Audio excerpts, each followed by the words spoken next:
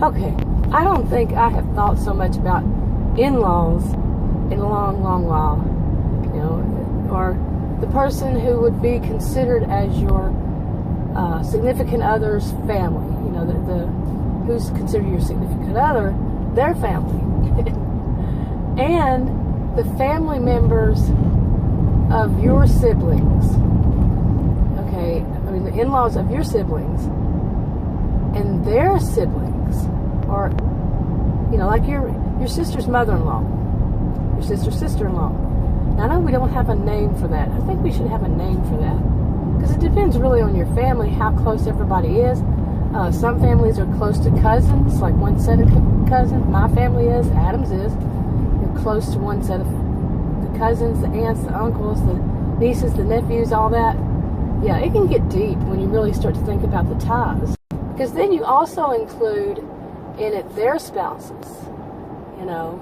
It gets deep, like I said. But I've been thinking about this because a lot of things that are going on lately, it has triggered me to remember certain things from years ago. And that just can go on and on. Okay, in one story I talked about Michael.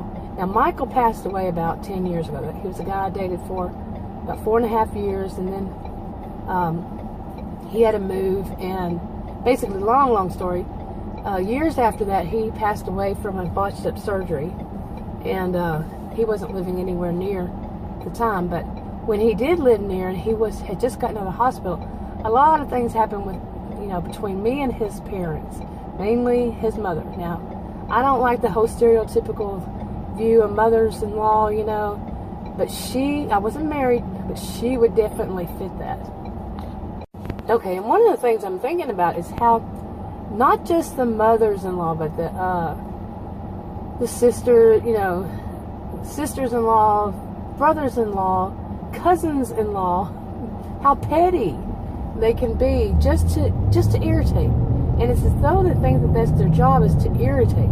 Well, in the long run it is, because what they're trying to do is to show superiority, and it could be superiority over you or the person you're married to, anybody, to show that they rule, you know. And if they want to break up a relationship, that they can do that. And many of us know how they do it, you know, behind the scenes. They don't do it in front of whichever one. Sometimes they might, especially if that person's the scapegoat of the family, you know. But usually if it's like the golden child, like I mentioned in another video, they're going to try to show that they run the show. You know, you are under their thumb, and a lot of us know we're not, you know. But Michael's mother, she was bad about that, really bad, and that she was superior, and she was the mother, you know. And I told him flat out, I said, look, we are adults. I think I was in my late 30s, early 40s, and he was in his early 40s or mid 40s. And I said, we are adults. We are not children for her to determine how we are going to behave, what we're going to do, things like this. And he had a hard time, in a way, thinking like that, because she was so controlling, you see. Okay, let's see if I can get this on this. When Michael had gone to the hospital, he was there, I mentioned in the video, 61 days, and 45 of it he was non-responsive or unresponsive. And they didn't expect him to live. Well, when he got out of the hospital, his mother was already there staying in the house. And his dad come up in an RV for them to stay outside. Now, I don't know if I was living there, because I only lived there like 6 months in Michael's house. And anyway, they didn't want to be in the house.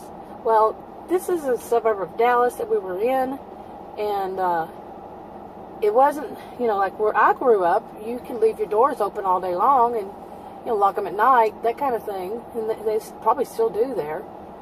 But in a city, you don't do that. You don't leave your doors unlocked at all during the day, at all during the night. If you go outside, you lock your door. You know, if you go somewhere to the store, you lock your door. Well, where his mother lives, where his parents live, it's the same kind of thing. Okay, now I had never been to their house, so I just know that it's a city also. And maybe they lived in a part of the city where they didn't do that. I've I've lived in plenty of places, and I've never known anybody in any city to do something like that, leave their doors unlocked. So they were out there in the RV, you know, outside during the middle of the day. I would lock the door behind me. It's habit also. And if you live in a city, you lock your doors, okay? But she got so furious when she tried to come in the door and the door was locked. She, you know, started screaming, banging on the door, this kind of thing, you know. And on the door, she started yelling, "Why did you lock the door?" I said, "That's how you do it." You know, my attitude was just, this is it. This is how it's done. You know, very plain. This is how it's done. We lock our doors in the city. And she was, you know, drama queen, big time, screaming, yelling. You know, you don't do that. We're out right outside. I don't care. I don't care if she's sitting right outside in her RV or not. You know, you just don't leave your doors unlocked. You know. And as you can imagine, the next time that door was locked, still locked. When she went out, I locked the door. So, but the nerve of somebody's mother thinking she can tell a grown woman, you know, how to live in her own home. You know, yeah, I think I must have been living there at the time. But no, that doesn't go, doesn't flow. So, okay. Now that I think about it, maybe I wasn't living there at that time. So, no matter what, you're not going to tell a grown woman, you know, how to keep herself safe or unsafe. No matter what. I don't know where she was getting to that thought, but we all know their logic and their reasoning doesn't make much sense.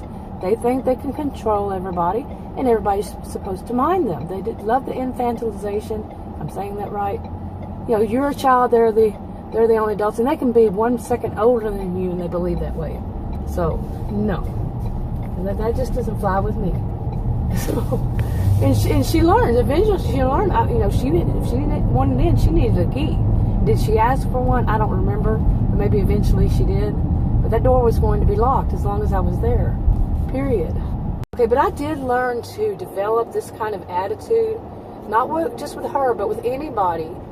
That if anybody's trying to tell me, you know, how, you know, what's safe or what's not safe, you know, how I should do anything. Because she was also bad like this about when you take, you know, something like you're making a sandwich, and this actually happened, and you have your mayonnaise and everything that you need for, you know, whatever you eat, mayonnaise, mustard, whatever kind of thing. You have everything set on the table. You're making the sandwich. She was the one that, as soon as you used each piece, you have to put it back in the refrigerator. Sorry, that's not how it works. I'm not going to, you know, make sure that door's shut back. No, that's stupid. Plain and simple, that's stupid. You know, look at how many times you're opening and closing the refrigerator. What about the stuff that's still sitting on the counter, you know? It's just all around, it's idiotic.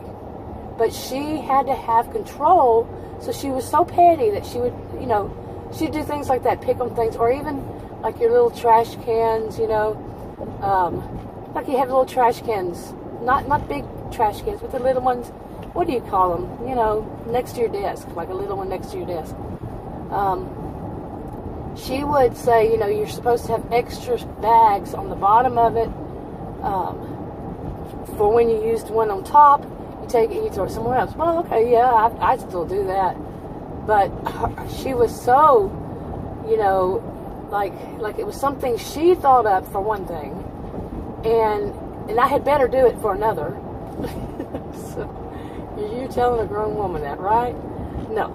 So, but that's the thing about them wanting to show superiority. They control, they rule.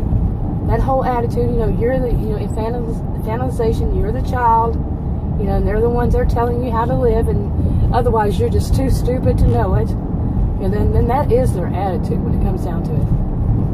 And often, it does not make any sense. I mean, you know, the trash can, okay, but it's a petty little thing that they're going to try to control.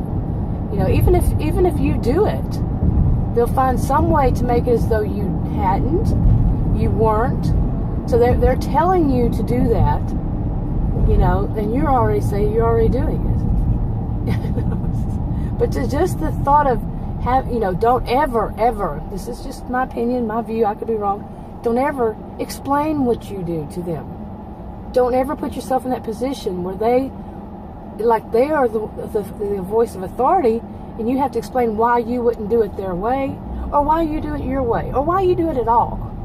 And you can find so many ways that they'll do this to where they turn it around to where they are these, they got their chest puffed up, they are the top, and you are the one, slow life little person explaining to them. You're supposed to explain to them. No, you're not. Why you are the way you are. No. Okay. And this type will do it at anything, about anything. It doesn't really matter. Can be so unbelievably petty with it too. And I've learned different ways. It depends. There's no one way to handle it. There is no one way to handle any of these situations because everybody involved is a different person. From one situation that's very similar to another. But I've learned how to deal with each one of them to where I'm not playing that game. I'm not going to answer. And believe me, when they are around somebody, especially like if it's a few of these family members against you, they will try hard. They will try hard to push your buttons, and you're one person, and you're being ganged up on by his family or her family, your in-laws. No, the best thing is to learn how to do grave rock. That's my opinion. But also at the same time, if that can't, for whatever reason, can't work in this situation, it's to just not let them. Just not let them make you the young one. Make you the one. They can even actually be younger than you. They try it. Don't let them infantilize. Do the infantilization thing, infantilize you to where you are the child and they are the ones that are the leaders. They know so much. The best thing really is to make sure before you get married that person's not from a dysfunctional family, and if they are, they've gone no contact with them. Seriously. Now I could be wrong. Some people say, "Oh, love will conquer all," and all this stuff, but really, be aware. Your boyfriend, girlfriends, husbands, wife, family. You just don't get in a relationship with the one person. You're in a relationship with all of them. If they're going to be close to them, you're in a relationship with all of them, and it's going to affect your life. So make sure, that you can handle the people in their lives. Even friends, family, anybody. Anyway, there's more to this subject in this. I'm not going to make this video that long. So, if you want to subscribe to this channel, click the circle. It's a variety. I do a variety of videos. If you want to watch another video on this channel, click the rectangle. Like, subscribe, comment, and share if you would. And I'll talk to you on another video. Bye.